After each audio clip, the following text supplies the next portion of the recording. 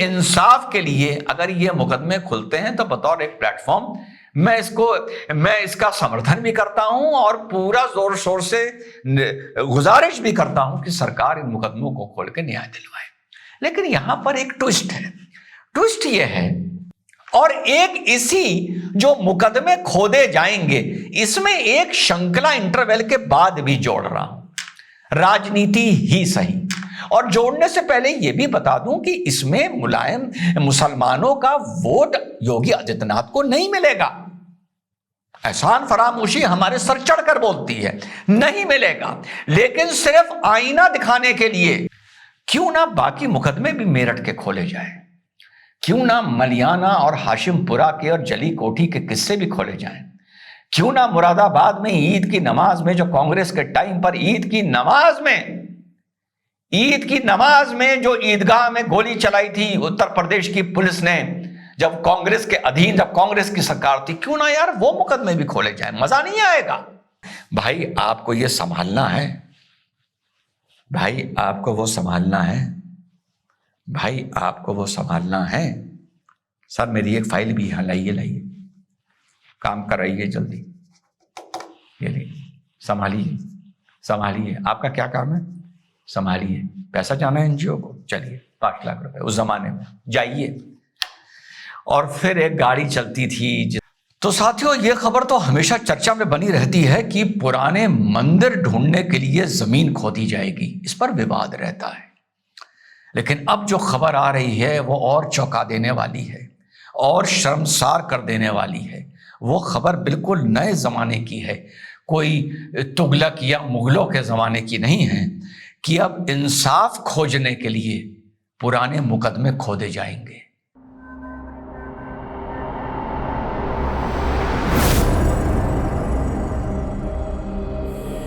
Hello, नमस्कार, सत श्री अकाल, अस्सलाम वालेकुम। कैसे हैं जनाब? इंसाफ खोजने के लिए पुराने मुकदमे खोदे जाएंगे। संभल की चर्चा मानो खत्म होने का नाम नहीं ले रही है। संभल से जुड़े किस्से कहानियां मानो खत्म होने का साथियों नाम नहीं ले रहे हैं। मुझे ऐसा लगता है कि 2027 का चुनाव संभल को केंद्रित करके ही लड़ा जाएगा। आप लोगों ने 1978 के संभल के दंगों के बारे में अब बहुत सुना होगा। संभल हमेशा से एक सेंसिटिव जगह रही है। पहले ये मुरादाबाद डिस्ट्रिक्ट में आती थी, उसके बाद ये संभल डिस्ट्रिक्ट बनी। तो 1976 से लेके 1978 तक चिटपुट घटनाएं संभल में होती रहती थी हिंदू मुस्लिम राइटिंग को लेकर। 29 मार्च 1978 यहां सबसे बड़ा दंगा हुआ था। एक किसी व्यक्ति की, किसी मुसलमान की हत्या होती है। हत्या किसने की थी ये क्लियर आज की रिपोर्ट्स नहीं कर पा रही हैं। तो उस टाइम एक नेता हुआ करते थे, वो निकले और उन्होंने ये कसम खाई कि मंजर रफी उनका नाम था कि मैं उस परिवार को इंसाफ दिलवाऊंगा, और उन्होंने वहां का मार्केट बंद करवाना शुरू किया। वहां पर जो हिंदू दुकानदार थे उन्होंने इस चीज को लेके मना किया। मना करने पर वहां पर झड़प हुई, मारपीट हुई, भगदड़ मची। जब भगदड़ मची तो मंजर रफी को छोड़ के सब लोग भाग गए और वहां पर जाकर अपने मोहल्ले में ये अफवाह उड़ा दी गई कि मंजर रफी को लिंच कर मार दिया गया है। बस ये अफवाह उड़ने की देर थी। तैयारी पहले से थी, आइडिया पहले से था कि दुकानें जब बंद कराई जाएंगी तो रोका जाएगा, जाहिर बात है, रोका जाएगा तो भगदड़ होगी, भगदड़ में पत्थर चलेगा, जैसे ही पत्थर चलेगा चारों तरफ से कूच कर देना, हमला बोल देना। वैसे ही संयोजित तरीके से हमला बोल दिया गया। संभल में बहुत जबरदस्त दंगा भड़का, आगजनी, लूट, मारकाट, हत्या, और संभल के आसपास के गांवों में आंकड़े बताते हैं कि 184 लोग मारे गए, जिसमें अधिकतर बैरिंग एक्सेप्शन का मतलब 2, 4, 5 अगर आप छोड़ दें तो अधिकतर हिंदू थे। कुछ लोगों की डेड बॉडीज भी नहीं मिली। माना जाता है कि कब्र खोदकर या गड्ढा खोदकर तेजाब और नमक के साथ पानी डाल दिया गया था, वो गल गए। उसके लिए वहां पर जो एफिजीज होती हैं, यानी किसी के नाम का पुतला बनाकर उसका अंतिम संस्कार किया गया था। इस मामले में 60 दिन का कर्फ्यू लगा। कुल मिलाकर 16 मुकदमे, 16-17 मुकदमे इसमें लिखे गए और लगभग 60 आदमी इसमें नामजद किए गए। यहां तक तो ये एक सामान्य दंगे की तरह था, चलता रहा। लोग कोर्ट के चक्कर लगाते रहे, पुलिस के चक्कर लगाते रहे, कोई सफलता नहीं मिली। दिसंबर के पहले हफ्ते में 1993 में मुलायम सिंह यादव जी की सरकार उत्तर प्रदेश में नेताजी की बनती है। मुस्लिम हनक के तौर पर 2 उनके सिपह सलार हुआ करते थे, एक शफीकुर रहमान बर्क और एक श्री आजम खान। दोनों जवान थे, ऊर्जा से भरपूर थे, हनक और जलवे से भरपूर थे और पूर्ण तुष्टीकरण का दौर था। जब दिसंबर की पहली हफ्ते में मुलायम सिंह यादव जी की सरकार बनती है तो उसके मात्र 14 दिन बाद 23 दिसंबर 1993 को एक सर्कुलर निकलता है जो ये हिदायत देता है कि इन 8 लोगों के 16 जो लोग मुकदमे चल रहे थे, ये 8 मुकदमे वापस लिए जाएंगे। सरकार चाहे तो ले सकती है, पहले ले सकती थी, बाद में अब ऐसी नज़ीरें आ गई कि आप बिना कोर्ट की अनुमति के गवर्नमेंट मुकदमा नहीं ले सकती। कोर्ट उस पर एक बार नज़र डालती है और अपना उसमें सैंक्शन देती है।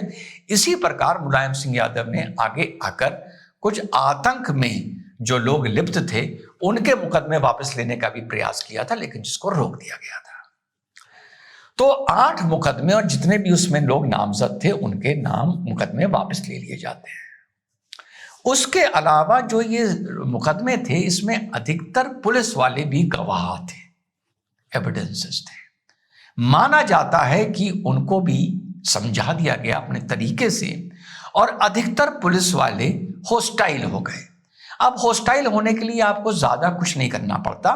होस्टाइल होने के लिए अगर आपने मुकदमे में ये लिखवाया है कि मैंने फॉर एग्जांपल रिजवान अहमद को आग लगाते हुए घर में देखा, या मैंने रिजवान अहमद को इस तरीके से पेट्रोल बम मारते हुए देखा, या मैंने मिस्टर वीरेंद्र सिंह को इस तरीके से किसी को छुरा मारते देखा, दंगे में। दंगे की जो गवाही होती है उसमें होस्टाइल होना या पलटना साथियों बड़ा आसान हो जाता है, क्योंकि उसमें बेनिफिट ऑफ डाउट गवाही देने वाले को भी मिल जाता है और जिस पर अपराध होता है उसको तो बहुत ही मिल जाता है कि दंगा हो रहा था, धुआं उठ रहा था, भीड़ थी। अब उस भीड़ में ये चिन्हित करना कि ओ ये बात तो रिजवान अहमद के हाथ से हुई है, ये छुरा रिजवान अहमद ने चलाया है या वीरेंद्र सिंह ने चलाया है, ये थोड़ा मुश्किल हो जाता है। पर माना जाता है कि पुलिस वालों को होस्टाइल कर दिया गया। होस्टाइल होने के लिए ये कहा जाता है, सिर्फ इतना छोटा सा स्टेटमेंट होता है कि जब आपसे प्रोसिक्यूशन पूछता है आप ही का कि साहब ये बताइए कि आपने तो एफआईआर में 161 के बयान में ये लिखा था कि आपने रिजवान अहमद को देखा था, तो आदमी ये कह देता है कि हाँ मुझे लगा था वो संभावित तौर पर रिजवान अहमद है और मुझे किसी ने बताया भी था वो रिजवान अहमद है। बस इतना कानून के नजरिए में इनफ होता है हॉस्टाइल होने के लिए। आपको यह नहीं कहना पड़ता कि नहीं साहब रिजवान अहमद तो वहां पर थे ही नहीं, तो गवाह हॉस्टाइल हो जाते हैं। अब जो वहां पर एमएलसी साहब हैं श्रीचंद शर्मा, उन्होंने 17 दिसंबर को यह मुद्दा उठाया अपर हाउस में कि वहां के जो पीड़ित हैं जिनको आज तक न्याय नहीं मिला है उन्हें न्याय मिलना चाहिए। अब इसी मुद्दे को शीतकालीन सत्र में योगी जी ने भी विधानसभा में उठाया था। अब सारे मुकदमे खंगाले जा रहे हैं, सारे गवाह, सारी फाइल्स देखी जा रही हैं। बिश्नोई साहब एसएसपी साहब को और डिस्ट्रिक्ट मजिस्ट्रेट साहब को यह हिदायत दी गई है कि जल्दी से जल्दी 1978 के सारे मुकदमों का पूरा ब्यौरा, कितनी एफआईआर दर्ज हुई, कितने लोग उसमें लिप्त पाए गए, कितनों के खिलाफ मुकदमे वापस लिए गए, कितने पुलिस वाले हॉस्टाइल हुए, साहब ने ऑर्डर लिखते हुए क्या बोला, कितने विटनेस हॉस्टाइल हुए, वगैरह वगैरह, ये पूरा ब्यौरा शासन ने प्रशासन से मांगा है। अब उसके बाद शासन का इरादा क्या है ये आने वाला वक्त बताएगा। जहां तक मुझे लगता है ये 1978 के अब मुकदमे विशेषकर जो वापस ले लिए गए थे या जो अपरेंटली, क्योंकि अब ये इतना पुराना मैटर हो गया, अब गवाहों को तलाशना, गवाहों को ढूंढना, उन्हें री एग्जामिन करना, उनसे उस टाइम से जुड़े सवाल पूछना, पता नहीं इसमें कितने जिंदा होंगे, क्योंकि उस एज में भी आप उनकी अगर 35-40 साल की उम्र माने पुलिस वालों के अंदाजन, या जितने भी जिंदा होंगे उनके आधार पर यह मुकदमे खुलने की बात बहुत तेजी से उत्तर प्रदेश में मची हुई है। और सारे लोगों ने उस वक्त वहां से पलायन कर लिया था। ये सब आप लोगों को घटना मालूम है। अब देखना यह है कि ये मुकदमे खुलते हैं या नहीं खुलते हैं। मेरा ये मानना है, और मैं हमेशा कहता हूं, न्याय के लिए अगर आपको राजनीति करनी पड़ रही है तो खूब राजनीति करिए। मैंने तो अक्सर आपने देखा होगा, मैं कहता हूं इस मुद्दे पे कांग्रेस को अगर राजनीति करनी चाहिए, क्यों नहीं कर रही? और कितनी बार मैं कहता हूं इस मुद्दे पे भाजपा को राजनीति करनी चाहिए, क्यों नहीं कर रहा है? तो राजनीति ही सही, 2027 का चुनाव ही सही, लेकिन इंसाफ के लिए अगर ये मुकदमे खुलते हैं तो बतौर एक प्लेटफॉर्म मैं इसका समर्थन भी करता हूं और पूरा जोर शोर से गुजारिश भी करता हूं कि सरकार इन मुकदमों को खोल के न्याय दिलवाए। लेकिन यहां पर एक ट्विस्ट है। ट्विस्ट ये है, ये आपने एक साइड ऑफ द स्टोरी सुनी कि किस तरीके से एक सरकार ने मुसलमानों के मुकदमे वापस लिए और हिंदुओं को न्याय नहीं मिला। लेकिन एक बात मैं हमेशा बोलता हूं, उसे यहां लाके जोड़ूंगा और बहुत ही टेक्निकली लाके जोड़ूंगा, और यकीन करिए मजा आ जाएगा कि यार ये बताओ, मैं बार बार बोलता हूं कि कांग्रेस की उत्तर प्रदेश की सरकार ने संयोजित तरीके से मुसलमानों के ऊपर और कांग्रेस के अधीन जो जमाने में पुलिस आती थी, घोर अन्याय किए हैं, घोर किए हैं। जब कांग्रेस पार्टी की यहां सरकार हुआ करती थी, जो संविधान अकलियत मुसलमानों की बहुत बड़ी रहनुमा बन के चल रही। कितने ही किस्से हैं, बिहार के हैं, हर जगह के हैं, महाराष्ट्र के हैं, पर आज मैं सिर्फ यूपी की आप लोगों के सामने बात कर रहा हूं। और एक इसी जो मुकदमे खोदे जाएंगे, इसमें एक श्रृंखला इंटरवल के बाद भी जोड़ रहा हूं, राजनीति ही सही। और जोड़ने से पहले यह भी बता दूं कि इसमें मुसलमानों का वोट योगी आदित्यनाथ को नहीं मिलेगा। एहसान फरामोशी हमारे सर चढ़कर बोलती है, नहीं मिलेगा। लेकिन सिर्फ आईना दिखाने के लिए, लेकिन सिर्फ एहसान फरामोशों को जलील करने के लिए, आईना दिखाने के लिए, हकीकत से रूबरू कराने के लिए, और कांग्रेस पार्टी का मुंह काला करने के लिए और मुंह पर थप्पड़ मारने के लिए, और जो संविधान अकलियत और मुसलमान का मातम करते हैं उनको नंगा करने के लिए, क्यों ना बाकी मुकदमे भी मेरठ के खोले जाए, क्यों ना मलियाना और हाशिमपुरा के और जली कोठी के किस्से भी खोले जाएं, क्यों ना मुरादाबाद में ईद की नमाज में, जो कांग्रेस के टाइम पर ईद की नमाज में जो ईदगाह में गोली चलाई थी उत्तर प्रदेश की पुलिस ने, जब कांग्रेस के अधीन, जब कांग्रेस की सरकार थी, क्यों ना यार वो मुकदमे भी खोले जाएं। मजा नहीं आएगा वहां, मजा नहीं आएगा वहां पर। मैं न्याय की नहीं, वहां मजे की बात कर रहा हूं। संभल में जब बात कर रहा हूं, मैं न्याय की बात कर रहा हूं। दोनों शब्दों में बड़ा फर्क है। मजा इसलिए आएगा क्योंकि यहां पर न्याय से ज्यादा हमें किसी को जलील करना है, उसे हकीकत से रूबरू कराना है, उसे आईना दिखाना है कि जिसका तुम दम भरते हो, क्या किया था उसने तुम्हारे साथ। हाशिमपुरा मलियाना, जहां दर्जनों मुसलमान पीएसी के ट्रक में रात को उठाकर हिंडन नदी में जाकर गोली मार दी गई थी, उन पुलिस वालों के साथ क्या हुआ था? वहां पर कितने विटनेस हॉस्टाइल हुए थे, वहां पर कितने उनकी एक्विटल के अगेंस्ट यूपी गवर्नमेंट अपील करने नहीं जा रही थी तो परिवारों को जाना पड़ा था। वहां पर क्या एविडेंस इधर से उधर किए गए थे। वहां तो सरकारी हथियारों से गोलियां चली थी, बाद में कट्टे कैसे दिखा दिए गए थे। क्या इसकी जांच नहीं होनी चाहिए मजा लेने के लिए? वहां न्याय, यहां मजा। मुरादाबाद में मस्जिद में सुअर कैसे घुसाए और वहां विरोध होने पर पुलिस ने ओपन फायर कर दिया नमाजियों पे ईद उल फित्र की नमाज में। क्या इसकी जांच नहीं होनी चाहिए मजे लेने के लिए? दोनों होनी चाहिए, और दोनों में एक जगह न्याय के साथ राजनीति है, एक जगह मजे के साथ राजनीति है।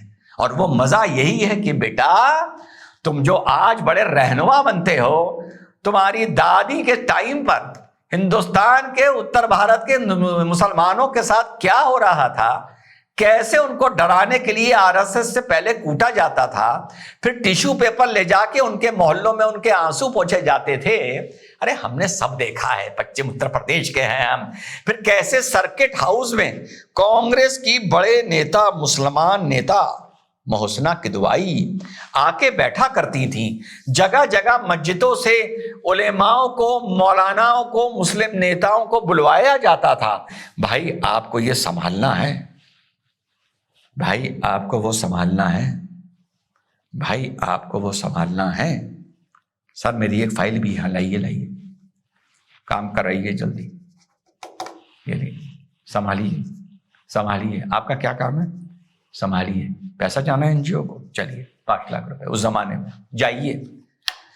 और फिर एक गाड़ी चलती थी जिसमें कांग्रेस के नेता बैठे होते थे दंगाग्रस्त इलाकों में, और उस गाड़ी में से पहले 40-50 बिके हुए असली मुसलमान मौलाना उतरते थे। रिजवान अहमद जैसे मुनाफिक तो बिकते नहीं, ना देश के नाम पर, ना हिंदू धर्म के नाम पर, ना मुस्लिम मजहब के नाम पर, हमें कोई नहीं खरीद सकता। फिर वो उतर के मुसलमान औरतों की लाइन लगवाते थे, उनको अनाज, पैसे और शॉल और ये चीज़ें, सिलाई मशीन बांटे जाते थे। मुसलमान आरएसएस से, अरे हमने सब देखा है। तो वो मुकदमे भी खोलो, बड़ा मजा आएगा। इधर अलग तरीके से इंसाफ मिलेगा, उधर अलग तरीके से मजा आएगा, क्योंकि वोट तुम्हें फिर भी उनका नहीं मिलेगा, सिर्फ जलील करने के लिए खोलो। और इसके साथ साथ जो मुल्ला अफरोज संभल में पकड़ा गया है, जो शारिक साटा के गैंग से जुड़ा आदमी है, शारिक साटा भी एक संभल का माफिया था जो भाग के दुबई चला गया, माना जा रहा है मुल्ला भी मैटर इज अंडर इन्वेस्टिगेशन। मुल्ला अफरोज ने ही गोली चलाई थी, और इसके जो फॉरेंसिक रिपोर्ट्स आई हैं, बिलाल और अयान को, जो जल्दबाजी में जो ये पुलिस पर गोली चला रहा था, बिलाल और अयान इसी की गोली से मरे हैं। अभी this story is under investigation, तो इस पे मैं सिर्फ आप लोगों को फैक्ट्स बता रहा हूं जो रिपोर्ट्स बता रही हैं। लेकिन 78 से लेके पूरा मेरठ जो मैंने आप लोगों को बताया, मुराद, ये तो हमारा देखा हुआ है ना उस टाइम का। तो दोनों तरफ की जांच खोलो, एक तरफ इंसाफ मिलेगा, एक तरफ लोग जलील होंगे और मजे आएंगे। और संभल की खबर बड़ी चौंका देने वाली है। संभल मुझे लगता है 2027 में एक केंद्र बनेगा उत्तर प्रदेश की राजनीति का। जय हिंद, वंदे मातरम, खुदा हाफिज।